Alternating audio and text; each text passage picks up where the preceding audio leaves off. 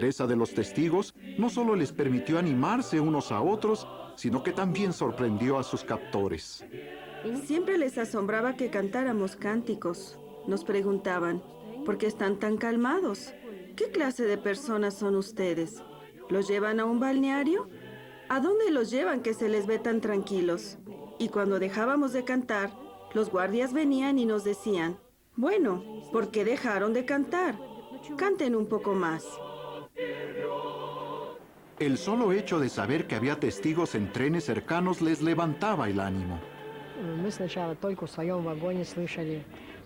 Al principio solo oíamos los cánticos de nuestro vagón, pero después, cuando pasaban otros trenes, nos dimos cuenta de que en ellos también había hermanos, pues los oíamos cantar. En otro tren que nos pasaba vimos un letrero que decía Testigos de Jehová. Entonces 3 muchachos escribimos rápidamente nuestro propio letrero y lo colgamos fuera. La gente era fuerte, fuerte de espíritu. Aquella hermana embarazada dio a luz en el tren. Cuando vinieron a hacer el recuento dijeron, miren, otro testigo de Jehová.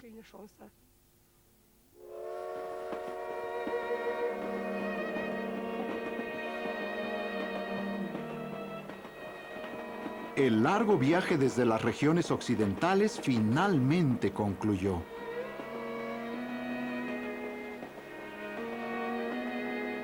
Una vez en Siberia, fueron dejando a los testigos en diversos asentamientos a lo largo de las líneas de ferrocarril y les decían que se quedarían allí por el resto de su vida. Las autoridades locales tenían que proporcionarles vivienda, pero ninguna estaba en condiciones. Al principio vivimos en tiendas de campaña. Mi hijo mayor se resfrió. Luego contrajo meningitis y, finalmente, murió. Un año después nos nació otro hijo. Pero surgieron problemas durante el parto y mi esposa necesitaba una operación urgente. La operaron, pero hubo complicaciones.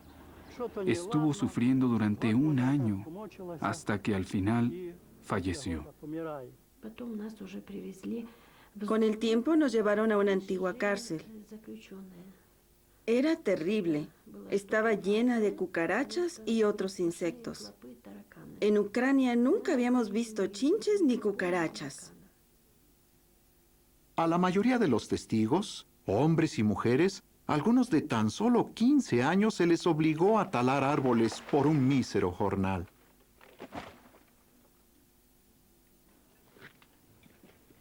Talar árboles en el invierno siberiano era terrible.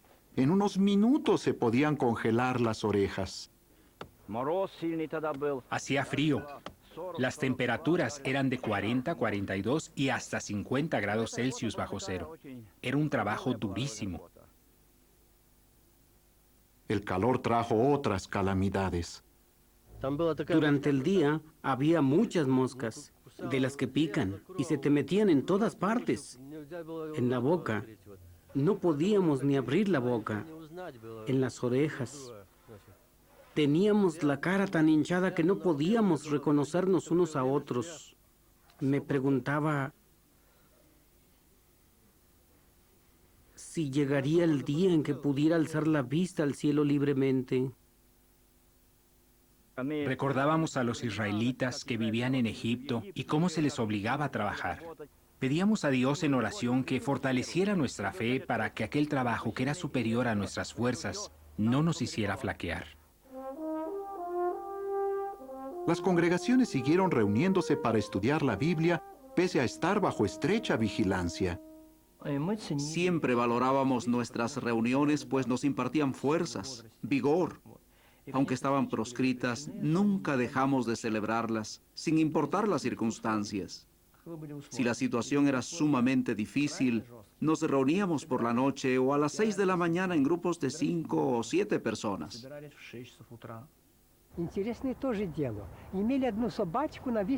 En el pueblo había un perro y conocía a todos los vecinos y solo ladraba a los extraños.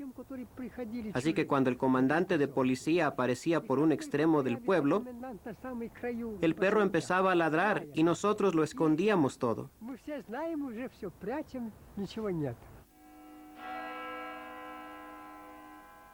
La muerte de Stalin en 1953 hizo concebir esperanzas de alivio, pero el alivio tardaría mucho en llegar.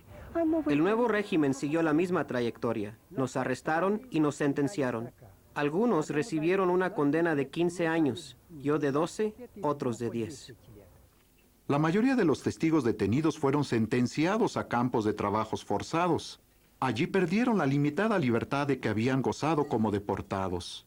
En los tribunales no podían esperar un juicio justo, pues ya se había decidido declararlos culpables. Se dictaban sentencias de 10 años sin base alguna. Algunos empleados de los tribunales salían llorando porque veían la injusticia y no podían hacer nada. Aquello nos conmovía. La policía de seguridad ya había dado las órdenes. El tribunal ni siquiera examinaba el caso.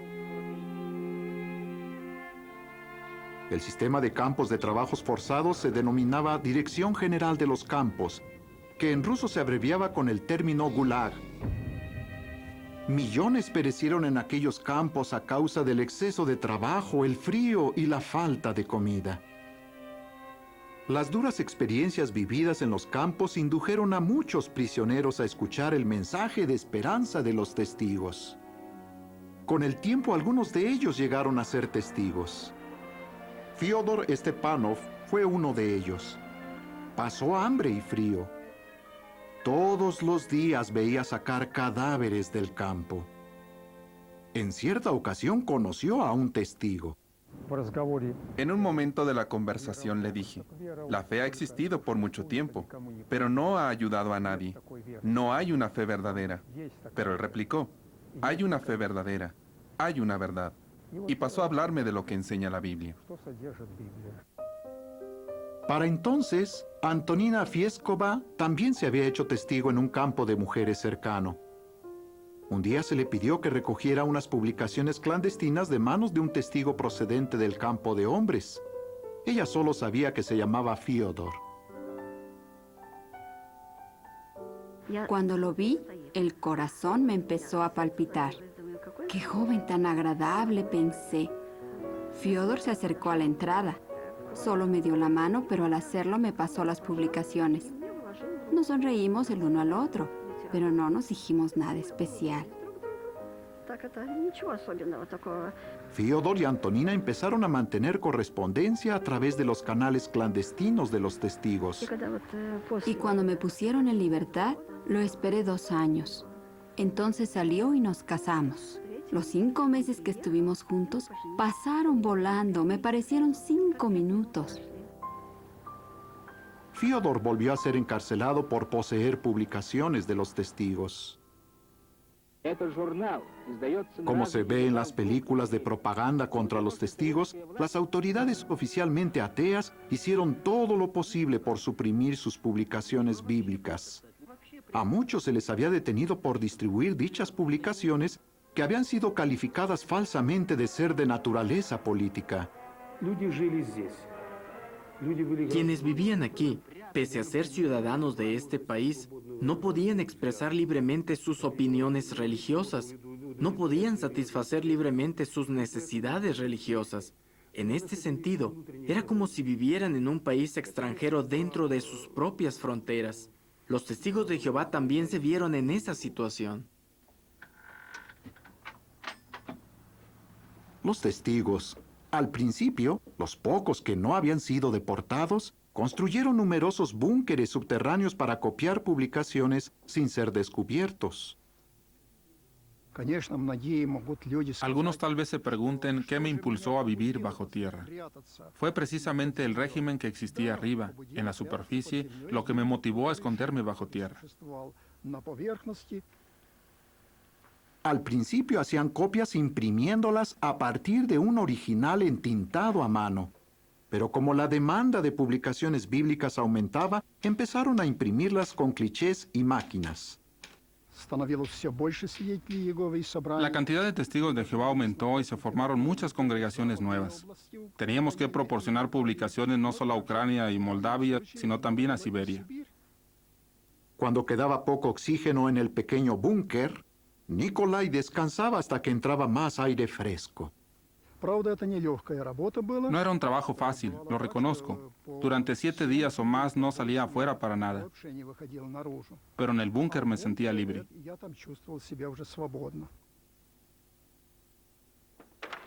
Las autoridades estaban obstinadas en descubrir dónde se hacían las publicaciones de los testigos.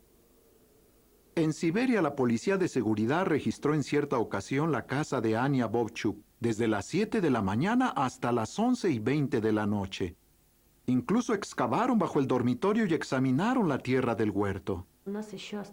Teníamos 2 máquinas de escribir en casa que no lograron encontrar. Estaban escondidas en una porqueriza en la que guardábamos un cerdo grandísimo. Con nosotros era pacífico, pero si se le acercaba algún desconocido, se volvía agresivo. El cerdo se quedó allí de pie, gruñendo a los policías. Los agentes le dijeron a mamá, sujete a ese cerdo.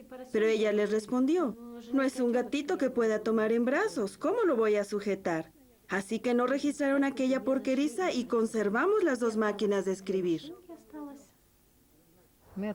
Los veíamos como personas normales que cumplían con su deber. Algunos policías, cuando descubrían algo durante los registros y no había otro agente cerca, se reían y nos decían que deberíamos haberlo escondido en un lugar más seguro y luego se marchaban.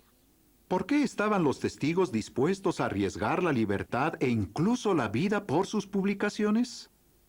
Porque éstas sustentaban su fe en Dios. Alentaban su esperanza de que Dios traerá un nuevo mundo libre de sufrimiento y muerte.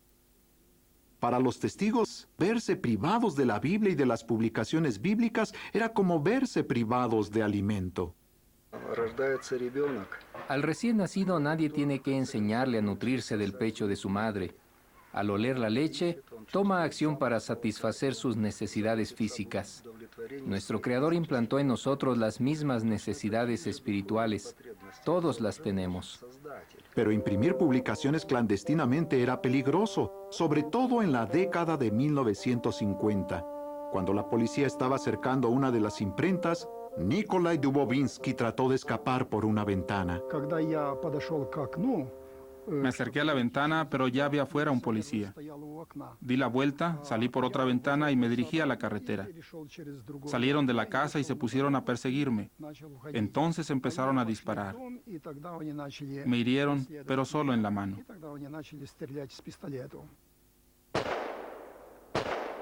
Como se les acabaron las balas, esta vez también pude escapar.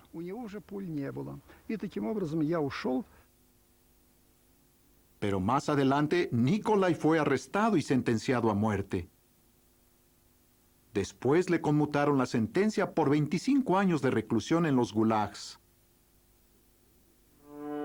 Nikita Khrushchev, quien acabó siendo el sucesor de Stalin, hizo grandes reformas. Desmanteló gran parte del sistema penitenciario de los gulags y restringió la autoridad de la policía de seguridad, pero prosiguió con el ataque contra los testigos de Jehová. Es difícil explicar el período antirreligioso de Khrushchev. A ese período histórico lo denominamos el deshielo de Khrushchev. Pero en lo que tiene que ver con la religión, fue una típica escarcha, por no decir una verdadera helada.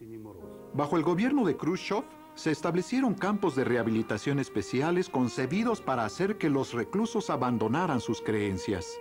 En 1960 se encerró a centenares de testigos, hombres y mujeres, en ese tipo de campos cerca de Saransk. Unos supervivientes de aquellos campos relatan sus experiencias a testigos más jóvenes. ¿Por qué lo hicieron?